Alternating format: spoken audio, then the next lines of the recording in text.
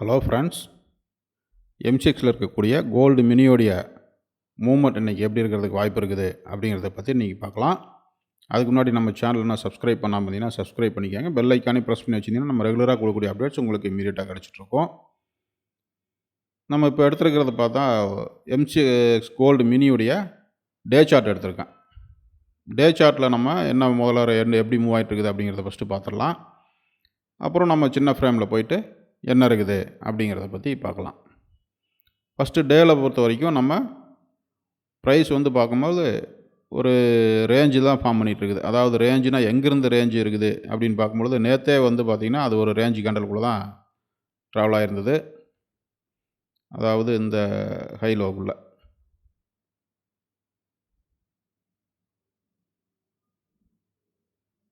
இந்த கேண்டலோட ஹை லோக்குள்ளே தான் price close ஆகிருந்தது.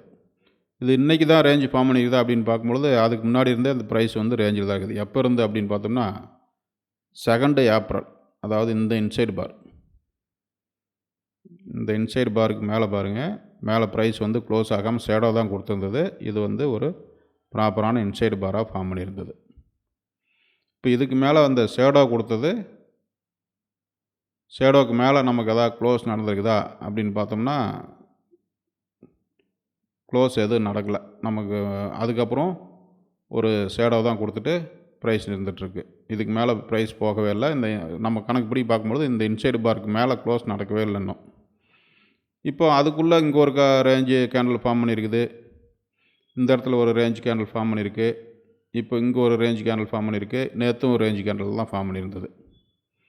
Almost இந்த ரேஞ்ச் கேண்டலோட ஹை லோ பார்த்தோம்னா ஒரு 1,52,600 இந்த ஹை, இந்த கேண்டலோட ஹை. இந்த கேண்டலோட லோ 1,50,001 இந்த பாட்டம். இப்போதைக்கு இருக்கிற மேக்ஸிமம் லோ இதுதான். 1,50,000 தான் மேக்ஸிமம் லோ. இந்த நேற்று க்ளோஸ் ஆன ப்ரைஸ் 1,51,215 1,51,215 க்ளோஸ் ஆனது. இன்றைக்கி ஓப்பன் பார்த்திங்கன்னா 1,50,701.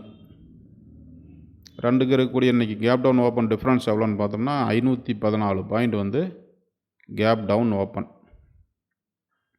இன்றைக்கி ஓப்பன் ஆனது 514 பாயிண்ட் கேப் டவுனில் ப்ரைஸ் ஓப்பன் ஆகிருக்குது. இன்றைக்கி எவ்வளோ ப்ரைஸ் மூவ்மெண்ட் ட்ராவல் கொடுத்துருக்குது அப்படின்னு பார்த்தோம்னா ஹை 1,51,080 ஹை இன்றைக்கி ஹை. இன்றைக்கி இது வரைக்கும் நடந்திருக்கிற லோ பார்த்தோம்னா 1,50,210. மொத்தம் 870 பாயிண்ட் இன்றைக்கி ட்ராவல் நடந்திருக்குது.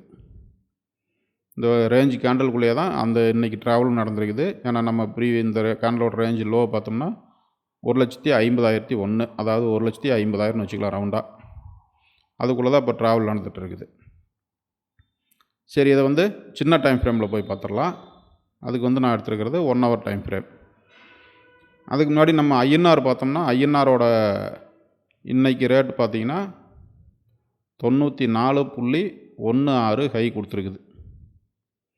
நம்ம முதல்ல 20th இந்த வீடியோ போட்டிருந்தோம். அதாவது ப்ரைஸ் ஒரு வெஜ் பேட்டர்னுக்குள்ளே இருக்குது அப்படின்னு சொல்லி பார்த்துட்டு இருக்கும்போது, அதாவது 20th அன்னைக்கு பார்க்கும்பொழுது நம்ம INRோட ரேட்டு 93.15.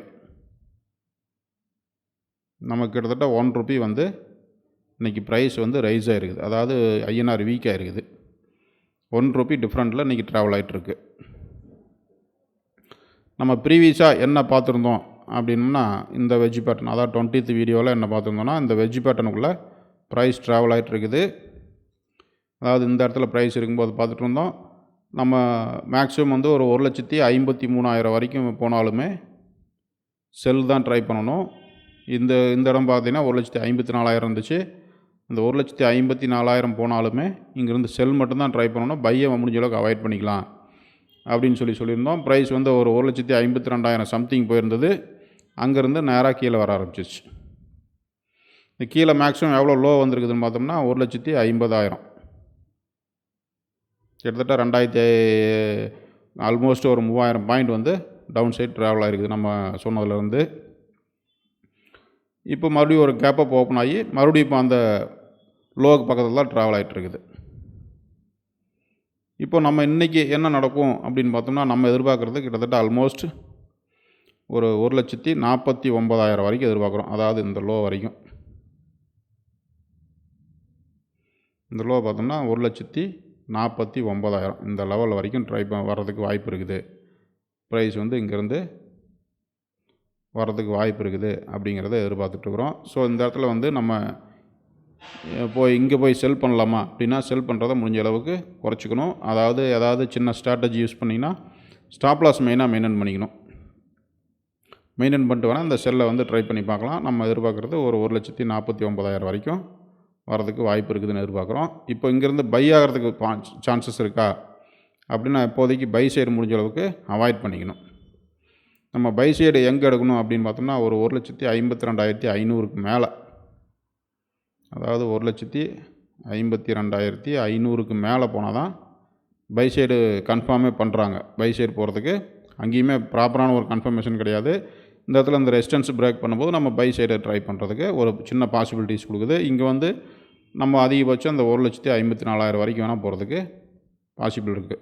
இருந்தாலும் இந்த பையை வந்து முடிஞ்ச அளவுக்கு அவாய்ட் பண்ணிக்கலாம். ஏன்னா இப்போதைக்கு செல் ப்ரெஷர் மட்டும்தான் இருக்குது மார்க்கெட்டில்.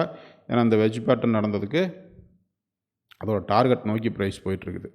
ஸோ அந்த டார்கெட் முடிகிற வரைக்கும் வெயிட் பண்ணலாம். அதாவது 1,49,000 வர வரைக்கும் வெயிட் பண்ணிடலாம். வெயிட் பண்ணி பார்த்துட்டு அங்கே ப்ரைஸ் ரீச் ஆன பிறகு அங்கேருந்து பை செட்டப் ஏதாவது கிடச்சிதுன்னா அங்கேருந்து பைக்கு ட்ரை பண்ணலாம். இங்கே 1,49,000 வந்தாலுமே இங்கேருந்து டைரெக்டாக பை பண்ணிடக்கூடாது. ஏதாவது ப்ராப்பரான ஒரு கன்ஃபர்மேஷன் கிடைக்கணும். கிடைச்ச பிறகு பை எடுக்கிறது தான் நமக்கு சேஃபாக இருக்கும்.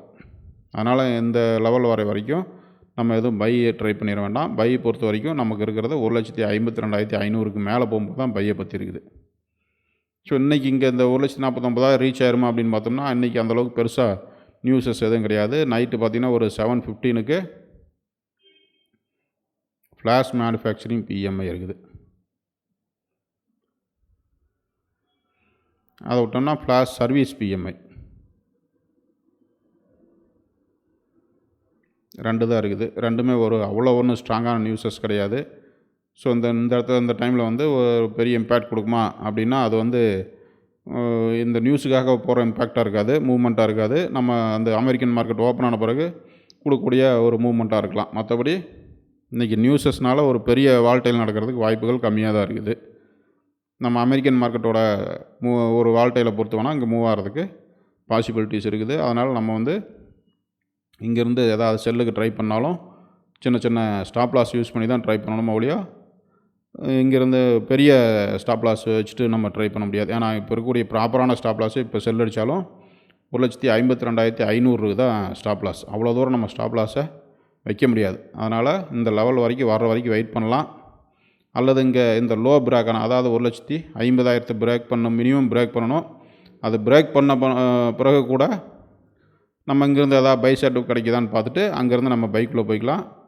அதனால் இன்றைக்கி மேலே போனாலுமே அந்த பையை அவாய்ட் பண்ணிக்கலாம். இங்கேருந்து ப்ரைஸ் மேலே போனாலுமே கீழே வரதுக்கு தான் பாசிபிலிட்டிஸ் இருக்குது. இந்த லெவலில் நம்ம எதிர்பார்த்த டார்கெட்டை ரீச் ஆன பிறகு தான் நம்ம பைக் ட்ரை பண்ணணும். ஸோ இன்றைக்கி நம்ம மார்க்கெட்டில் எதிர்பார்க்குறது இந்த 1,49,000 எதிர்பார்க்கலாம். அதாவது 1,50,000 பிரேக் பண்ணட்டும். அதுக்கப்புறம் நம்ம பை சைடை பற்றி யோசிச்சுக்கலாம். Okay, thank you.